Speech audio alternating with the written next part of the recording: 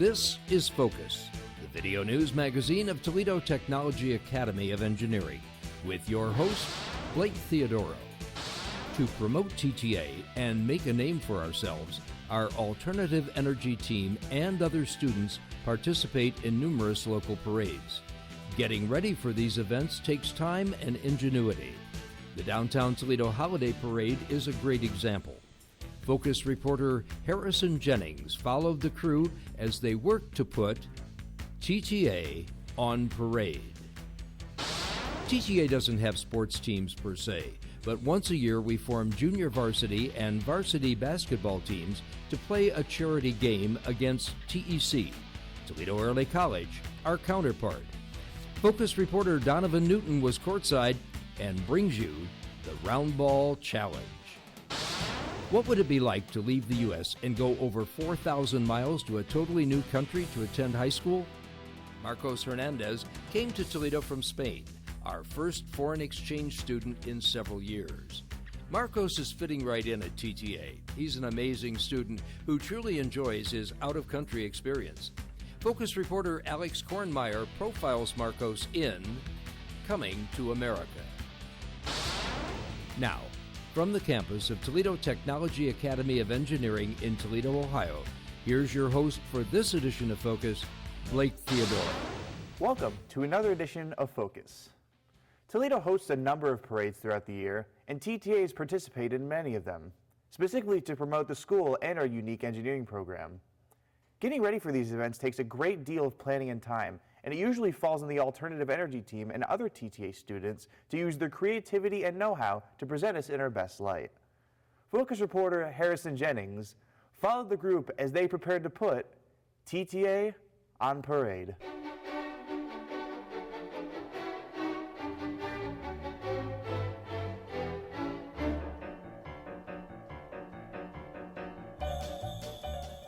The Alternative Energy team and other students are part of promoting TTA to the public by marching in various local parades. It takes a lot of preparation to get ready for one of these events. The Downtown Toledo Holiday Parade, one TTA always participates in, is in the works. It's more than just one unit. We have our two-man bicycles that get decorated in the spirit of the season. Then we have the Tiger Taxi. That seats 6 tigers who ride and wave to the crowd. And there's the extended golf cart. That sticks out with lights and Christmas decorations.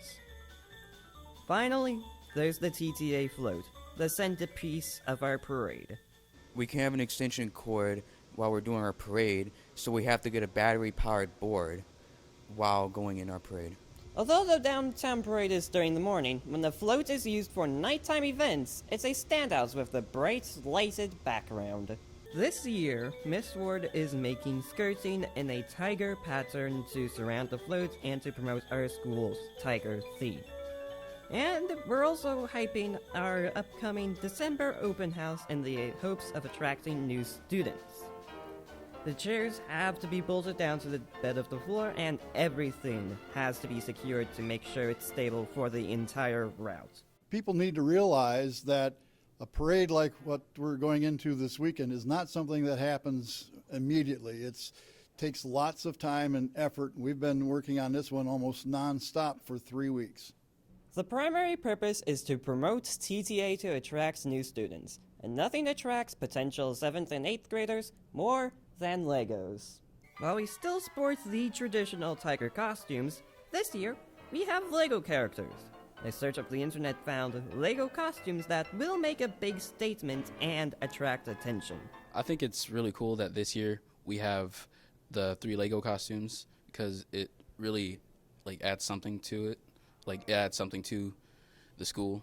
It's the school's parades. TTA is number 21 in the lineup, in the first third of the parade. Of course, the star of the parade is Santa Claus, but TTA always makes a splash with our units. Reporting for Focus, I'm Harrison Jennings. In addition to Mr. Richardson, Mr. Gladio, Mrs. Helpman, Mrs. Ward, and Miss Colby consistently give up their time to help arrange and organize the parades. Our sincerest thanks to them. TTA doesn't have sports teams per se, but several times a year, we recruit players for special charity games. Our opponent is usually TEC, Toledo Early College. They're in the same boat as TTA with no actual sports teams, so the competition is fairly even with no ringers. This year, the annual basketball game brought the two schools together to support a worthwhile local charity. Focus reporter Donovan Newton was courtside for the Round Ball Challenge. Hey man, who's that cat coming down the street? I don't know, but it sounds to me like that's Wicked Man with the bone. Sure having himself a ball. The legendary Harlem Globetrotters have nothing to worry about from our junior varsity and varsity teams. But like the Globetrotters, this was more about having a good time and supporting a worthwhile cause at our annual charity basketball game.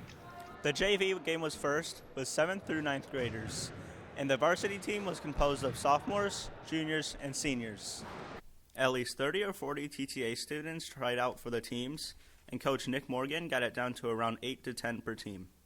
With there being just a limited amount of practices just over the last few weeks, we're just here trying to have a great time for charity and have just fun with a game of basketball. Our worthy opponent, TEC, always presents a real challenge for this game. Their coach is Greg Schrock. The charity basketball game, it's something that we try to do every year. It got postponed for I think 3 years due to COVID, but we're trying to get it back yearly now. It started, I think, in 2016, 2017, and so it's been a yearly thing ever since, and it's just great to get the two schools together and play. Both schools agreed that the charity of choice would be the Old Newsboys Goodfellows Association, the recipient in previous years. The fans came out from both schools to cheer on their respective teams and support the cause. The event is sponsored by the TTA Student Council. Basketball game is something that Student Council does annually. However, recently we haven't done it due to COVID. It's something really fun. It's for charity, and the kids love it. The kids love playing it. It's going to be fun to watch. The JV game ended with TTA in the W column. In spite of being down by 15 points in the varsity game, our team clawed back and ended up making the game close. But in the end, we all won and raised over $1,200 for charity. This was fun, playing with my classmates for the only time of the year, I just enjoyed it. Yeah, we had a great time. So this was for charity. We really enjoyed that. We may not be the best team, but we do not care because we have determination. So we enjoy the time we have out here, and we're glad we're out. Again, this is all in fun and to support a very worthwhile cause. I admit, basketball isn't really my thing, but I enjoyed the game. By the way, the real Harlem Globetrotters are coming to Toledo in December. At the charity stripe, I'm Donovan Newton, reporting for Focus. Years ago, there was an Eddie Murphy movie about a prince coming to America. Marcos Hernandez isn't a prince, but in our eyes, he is our first foreign exchange student in several years from Spain. Living abroad is very different, something most of us will never experience. But Marcos has adjusted to his life in the U.S. and life at TTA. Focus reporter Alex Kornmeyer profiles Marcos in Coming to America. We have more than 300 students here at TTA, and they come from all over Northwest Ohio, but one in particular is a very long way from home. Marcos Hernandez is more than 4,000 miles from his home in Spain. Well, I'm from a little city called Santander in the north of Spain. It's a coast city, so it means it has some beautiful beaches. And the whole city is it's really beautiful. It's old architecture mixed with modern architecture. So that makes it a great scenarios for tourism, pictures. And the people is really, really kind. And they will receive you with open arms, and they will offer you anything they can. Marcos has settled in at TTA, and he's right at home here. As a senior, he's taking not only senior classes, but sophomore and junior classes to satisfy his academic requirements back in Spain. One of his classes is Spanish, and of course he's already fluent in the language, but he notes there are some differences in the Spanish taught here and the Spanish taught in Spain. Well, the main difference is the accent. In Spanish from Spain, the words are different. They have a different accent than the Mexican words, and also some words mean different things, so it can lead to a bit of confusion. Having Marcos in my class has been an amazing experience. Having the students interact with a native speaker has been really great for learning Spanish, getting to use the skills they've been learning in the classroom, and hearing about cultural comparisons on what his life is like in Spain and comparing it to what it's like here has also been exciting. Marcos really likes TTA, but there are some significant differences between high school in Spain and those in America. Well, schools in Spain are a bit different to schools in America. They in Spain they basically train you towards an exam or a series of exams that you have throughout the year.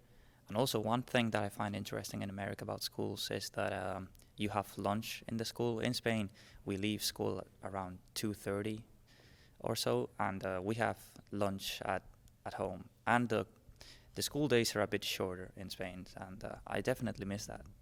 Marcos is getting acclimated not only to TTA, but to life as a teenager in the U.S. Living with a host family, the Medanskis, gives him a great perspective on the American lifestyle. So living with a host family is very different. You have to take it on good because it's living away from your family. But I think I've managed it quite well. It's pretty interesting. It's like having another brother in the house. I get to learn a lot of things about Spain, and he gets to learn a lot about America, and I get to teach him things he might not know. Toledo, Ohio's namesake is Toledo, Spain. It's our original sister city, and Marcos has been there and now here. Well, Toledo, Spain is a really beautiful city. It's very cultural. It's old architecture. When you go in, you breathe the medieval times. And the people, they are used to tourism, so they welcome you with well arms. The food is great, and overall it's just a beautiful city. To be thousands of miles from home in a strange country could be a little scary, but Marcos is more than adjusting to life here, and we're glad to have him at TTA. Reporting for Focus, I'm Alex Kornmeyer. Adios.